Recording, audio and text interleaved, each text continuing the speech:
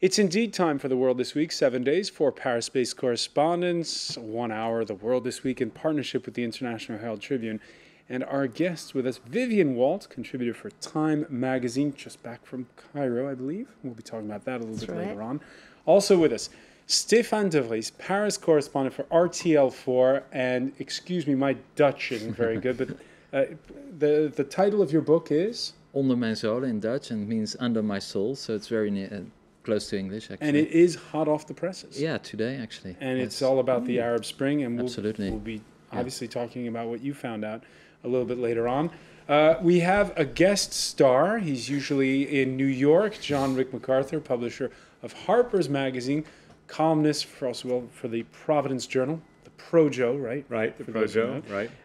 And, all right, explain this to me, because this book's in French. It's called An American Cast. In Cast Américain, yeah. And I wrote it for a French publisher, and then in English, and then they translated it. It got published in the United States under the title "You Can't Be President," which is a catchy title. And here the subtitle is the American elections explained to the French. To the French. Right, exactly. All right. And he's not only a fellow alum of the Lycée Français de New York, Harold Hyman cracks the whip at the foreign desk at BFM TV, 24-hour news channel. Thanks for being with us. My pleasure. The France 24 debate, which, by the way, you can follow on Facebook. We'll be reading some of your comments later. And on Twitter, our handle here, at FrancoisF24. Now, sometimes journalists get accused of fear-mongering. We at France 24 would never stoop to such lows. By the way, we could show you the cover of this week's Economist with the caption, "Until politicians actually do something about the world economy, be afraid." It really does seem, when you look at this, Harold, like there really is this sense every week now we are getting stuck in this sort of maelstrom. Is there going to be like a self-fulfilling prophecy this now, that you get the impression when you see, for instance, that there's all kinds of shuttling going on with the Greek prime minister in town, the French president heading for Germany, perhaps? Well, my impression is that they're overdoing it, because they're dealing with the same crisis that's taking different forms every 3-4 months. So personally, I don't understand why they can't fix it in one big swoop, because Greece, frankly, is one of the smallest little pieces of Europe, if you exclude the newcomers like Estonia or Slovakia. And it just beats me how we should be that terrified that the Greek system will take down the whole European system. It's as if we said the banks in Miami will go bust, so the whole United States will go bust. So I react to that, be scared. I'm not scared. I'm a bit more puzzled. A bit more puzzled. By the way, it's not just the press that's doing this. We could show you, for instance, one of the tweets of the economist, some call Dr. Doom, Nouriel Roubini, puts out on a nearly daily basis. So this is something from earlier in the week. U.S., Eurozone, UK sinking in a recession. Issue is no longer a double dip or not, rather whether a mild one or severe one with a new global financial crisis. Now, not everybody agrees with Nouriel Roubini. Brian on Twitter, if you say the same thing over the course of years, then yes, a broken clock will eventually display the correct time. Where do you think this is all going, Stéphane de Vries? Well, I'm not afraid either. I mean, actually, I'm quite surprised by the cover of The Economist, because it's a very liberal magazine, and now all of a sudden they want the government leaders to step in. I thought they wanted the market to take care. They want to spur growth. Well, yes, but is that something the market should do, or the government leaders? And usually the Economist always stands behind the market, and so I'm not sure if they're turning into some kind of socialist, communist magazine, but it looks like it. I think it's all a little bit overrated. I mean, the crisis is already going on for 4 years. The Northern Rock debacle, and it was in 2007, August 2007. That's when it's all started. Of course, we didn't see it coming right away, and then came Lehman Brothers, then came the euro and the Greece and blah blah. And I agree totally with Greece is only 2.5% of the European economy, which is literally nothing. So we can bail out Greece tomorrow afternoon if we like to, because it's only about 300 billion that they own. So that's sounds like a lot of money, but it's money that we can pay, and it's only a matter of political will. And it's this political will that's completely absent right now. You say it's political will. We saw a little bit of political will on Thursday in the German Bundestag. All smiles, the parliament overwhelmingly approving a plan to boost the Eurozone rescue fund. But again, that was Thursday, and just to show you, stocks plummeting on Friday, closing out what's been a brutal quarter for Europe's markets. The Frankfurt DAX index, for instance, down 26.5% over 3 months. French banks down 30% since August. This isn't smoke and mirrors. This is real, that chart. That's what I was going to say.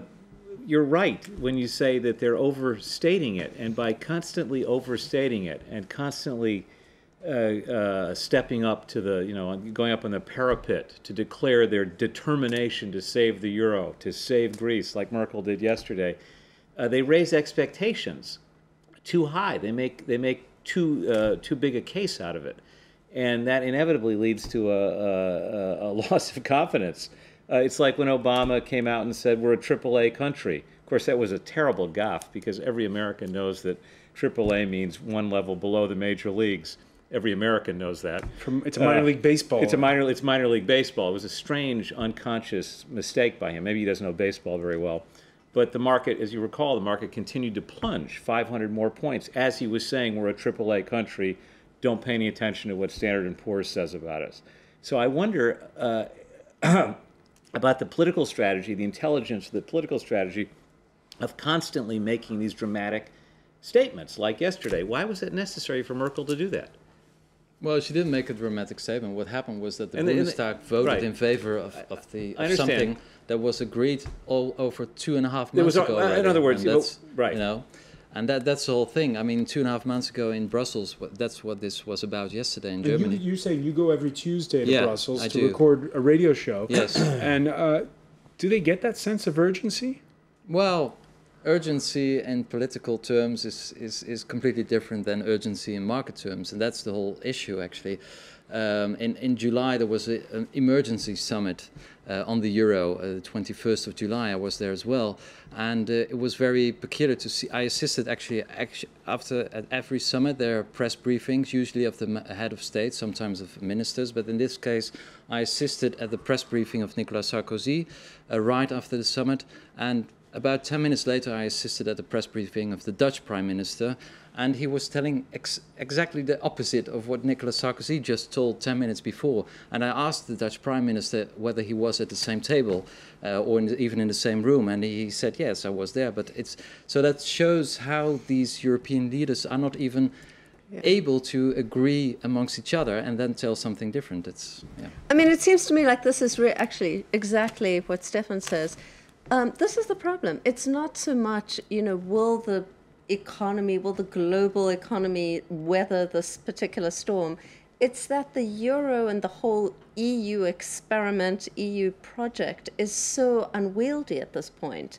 And the fact that you have one currency that can make or break the world economy now is kind of a very unsettling thing when you have so many different political agendas. And it's impossible to kind of herd all the sheep into one pen and decide exactly what everybody's going to do. And so it seems to me it's more of a kind of existential crisis that the European countries are having at this point. All right, and it's not just the issue of how fast you get things done. There's also finger pointing, and not just within Europe. Yeah. In the run-up to the German vote, there was outrage on this side of the Atlantic directed at the U.S. president. This over a remark made Monday at a town hall meeting in Mountain View, California. They have not fully healed from the crisis back in 2007 and never fully dealt with all the challenges that their banking system faced. It's now being compounded what's happening in Greece. So they're going through a financial crisis that is scaring the world, and they're trying to take responsible actions, but those actions haven't been quite as quick as they need to be. Rick McCarthy, do you agree that Europe is scaring the world? No, I think the United States is scaring the world. I think we've got to get our own house in order. You know, again, it interests me to read the reaction to the vote in Germany and Merkel's statement. It was on the front page of Le Monde today, you know, an editorial basically saying, thank God the Germans are serious about saving Greece. Again, to my mind, a bit of an overreaction. But no criticism, no overt criticism at least, of the United States. We don't have our house in order. We don't have our financial house in order. There's no, there hasn't been a serious attempt to reform the banking system. Derivatives are still being traded like popcorn. I mean, we have a crazy, still under-regulated system. You want to restore confidence to the world financial system. The United States, the world's biggest economy, has to get its reform in order and decide what it wants to do. It hasn't been. They kicked the ball. You know, they kicked it down the road. Remember when they did the financial reform? Is it a year ago now? I'm sorry. You know, the Dodd-Frank. It's now a year and a half. Yeah. Roughly, they put off all the hard decisions, just like they're putting off all the hard decisions about the budget deficit. Just to bounce off that. Yeah. It's as if the U.S. Is sort of a wild player at this game of cooking the books on a large scale, and Europe is very bad at it and doesn't know how to do it because the European Central Bank only worries about inflation and doesn't worry about the other thing that the Fed worries about. The Fed also has to, I think, increase employment. That's a political choice. It's a political choice that's built in, so that and plus the Fed can buy treasury bonds, and the European Central Bank cannot buy, even though they began buying Greek bonds, which was completely outside of their remit. They started doing it, but it's very slight. So it's like they're really prudent dealing with this big monstrous problem, which is sort of an American-style problem, which in America we know how to deal with because we just, to simplify, print money indefinitely. But it seems to me on top of that you have, you know, the German Bundestag, of course, is going to vote for the fund because they have to. I mean, you're damned if you do and damned if you don't. However, the German voters, you know, are kind of thinking, well, why the hell are we bailing out these Greeks? So, you know, what do we have? We have nothing in common with these people. There's no real sense of being, you know, one and the same, you know, people. Whereas, you know, Californians do have some sort of connection with people who live in, you know, Arkansas or I thought you'd Nebraska say New York. or something, but whatever. You know, I mean, there's some unifying force there. It seems a lot more tenuous in Europe at this point. I don't know what anyone else thinks. And everyone's saying it'll either grow or fall apart. Now, I'll just add one other thing: is that any discussion of sovereignty and the ability to, whether you can print money or not, buy bonds or not, use the central bank to create employment or not, these are important political issues because, of course, the right-wing movements in every country that want to get out of Europe or pull their countries out of Europe profit from this sort of from the disarray that's resulting from this crisis. And I'm not necessarily pro-Europe. I'm just saying that I don't like to see the far right or the National Front in France score points because the European Central Bank isn't permitted to do the sort of things that the Fed is permitted to do. Well, we shouldn't listen to the far right anyway, because, you know, when the euro was introduced, it was rather weak. You know, they went in at the same parity. Well, it was about 117. and it dropped euro to below, dollar. Then it dropped. 80 cents. And then I remember Madame Stirbois, one of the leaders of the one of the National leaders of the Front. National far Front, saying, "Look what a crummy currency the euro is. right. It's so weak." Right. And now they're saying, too "Look strong. what a crummy currency is. It's too Too strong." So There's an interesting, I don't know if this is really a side issue or actually part of the main problem. Pop artist Andy Warhol once predicted that in the future we could all be famous for 15 minutes. Now, who knew when this week began that Alessio Rastani would get a lot more than a quarter hour of fame? The unknown London day trader, this is what he claims he is, telling the BBC that the end is near And as a trader, he stands to profit from it. Personally, I've been dreaming of this moment for 3 years. I have a confession, which is I go to bed every night, I dream of another recession. I dream of another moment like this. Why? Because people don't seem to maybe remember, but the 30s depression, the depression in the 30s, wasn't just about a market crash. There were some people who were prepared to make money from that crash. And I think anybody can do that. It isn't just for some people in the elite. Anybody can actually make money. It's an opportunity. Alessio Rastani, thank you very much for talking to us. Do you dream about the economy at night? I try not to. Yeah. Nightmares. 18 minutes past 11. Vivian Walt, what was amazing about that exchange was, and I feel for the presenters because it's tough when you're in that situation. What's amazing is they were really caught off guard by this. Well, it seems to me, I mean, maybe I'm going to be like the bad kid at the table here, but it seems to me like the only shocking thing about this was that somebody went on a financial news show and actually said something newsworthy. You know, we are so kind of like, I think, brain dead from watching year in and year out these kind of talking heads of traders and investment analysts and this and that. Sort of talk 24 hours a day on these financial networks as the stock market crawl goes by the bottom, and might as well just watch it on mute. And here was somebody who came out, hoax or not, or whoever he is, and actually said pretty much, what everybody knows, which is that there is a lot of money to be made when, Main Street is suffering, Wall Street often booms.